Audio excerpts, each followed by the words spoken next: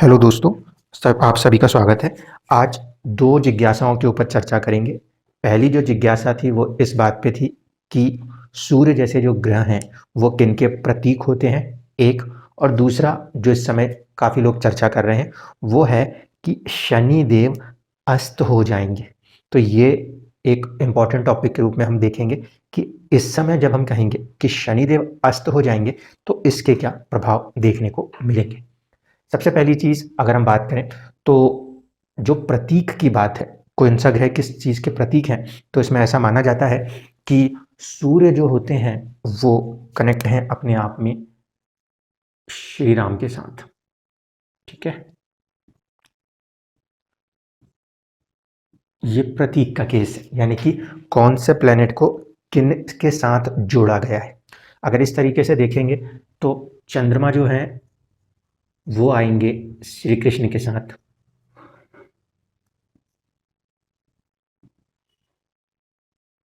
ठीक, इसके बाद बुध जो हैं वो गौतम बुद्ध के साथ आते हैं, मरकरी गौतम बुद्ध के साथ। ठीक है, आपके जो शनि हैं वो कूर्म अवतार, यानी कि जिस समय पर समुद्र मंथन हुआ था तो जो कछुए का रूप धारण किया था विष्णु जी ने, उस अवतार को माना जाता है। इसी तरीके से ये जो है वामन अवतार गुरु। शुक्र जो है वो बन जाते हैं परशुराम का अवतार। ठीक है, इस तरीके से अगर बाकी देखेंगे तो राहु और केतु इसमें ये मत्स्य हो जाते हैं और ये वराह अवतार हो जाते हैं। तो कुल मिला के जब प्रतीक की बात होती है तो प्रतीक बिल्कुल अलग चीज़ है।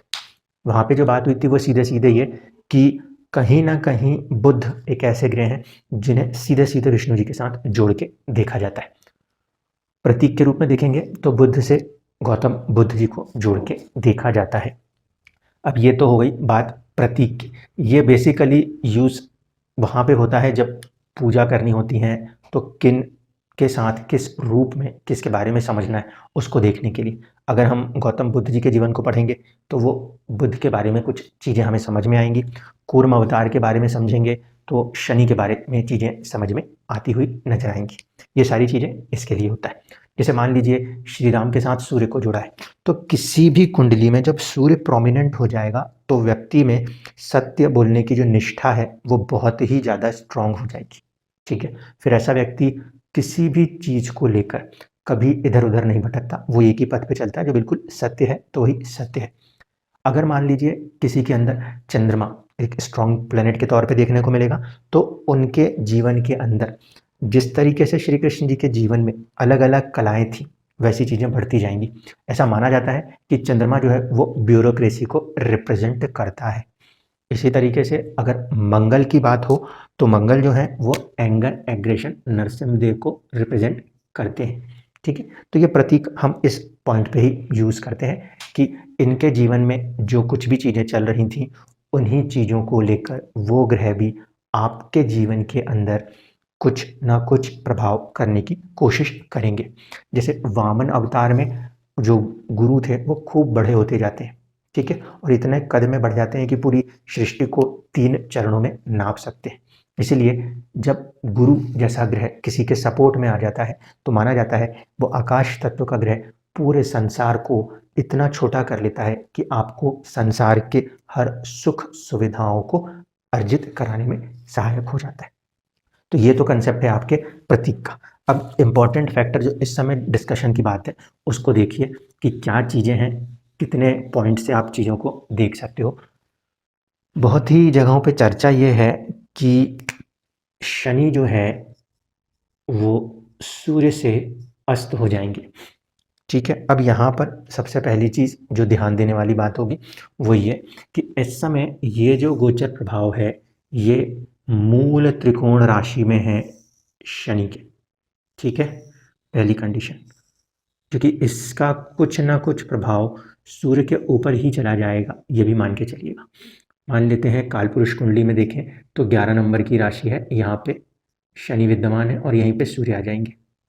ठीक है, ऐसी स्थिति में सबसे पहली कंडीशन जो है वो ये कि भाव और भाव के स्वामी, भाव और भाव के स्वामी अलग अलग लग्नों के लिए ये 11 नंबर जो है अलग अलग भाव में आएगा।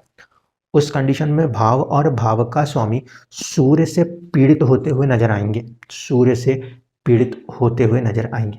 लेकिन थोड़े देर के लिए ठंडे दिमाग से सोचिएगा, जब बात हम मेष लगन की करेंगे तो स्थिति क्या है, 10th लॉर्ड और 11th लॉर्ड जो हैं उसके साथ 5th हाउस लॉर्ड का भी संबंध बनेगा। ठीक, ऐसे स्थिति में कुछ चुनौतियां तो आ सकती हैं, लेकिन कुछ चुनौतियों के बाद कहीं ना कहीं वो जो समय अवधि है वो एक प्रकार से केंद्र त्रिकोण राज्यों का निर्माण करके आपको लाभ देने की प्रयास करेंगे।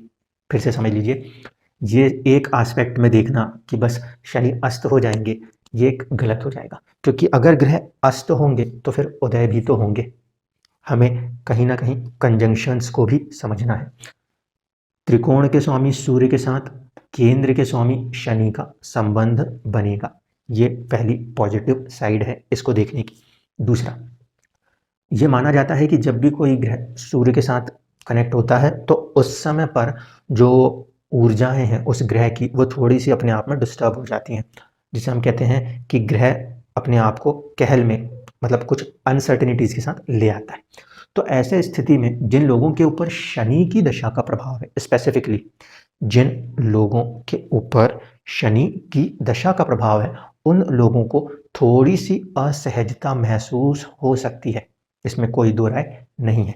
ठीक, दूसरी इंपॉर्टेंट बात, सूर्य जो है वो शनि के घर में उसकी राशि में बैठे हैं, जहां पर सूर्य जो है वो कहीं ना कहीं थोड़े से शत्रु राशि माने जाएंगे।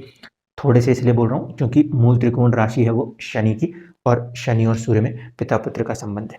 जितना सूर्य मूल त्रिकोण में होते उतना ही उनका पोटेंशियल काफ़ी ज़्यादा होता। अगर शनि और सूर्य का ये जो अस्त वाला कंसेप्ट है ये देखा जाए तो जब ये सिंह राशि में बनता हो तो काफ़ी ज़्यादा स्ट्रांग बनेगा। यहाँ पे सूर्य जो है वो शत्रु राशि में बैठे हैं, ऐसे स्थिति में ये थोड़ा सा वीक साइड बनता है। लेकिन फिर भी सूर्य के साथ जब शनि का एक संबंध बनेगा तो इम्पैक्ट्स आएंगे, लेकिन बहुत हैवी इम्पैक्ट्स नहीं कहे जा सकते, पहली चीज़।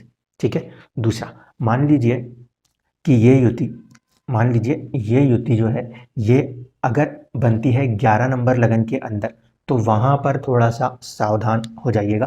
क्यों? क्योंकि जो 11 नंबर का लगन है उस स्थिति में ये कॉम्बिनेशन थोड़ा सा अलग बिहेव कर सकता है।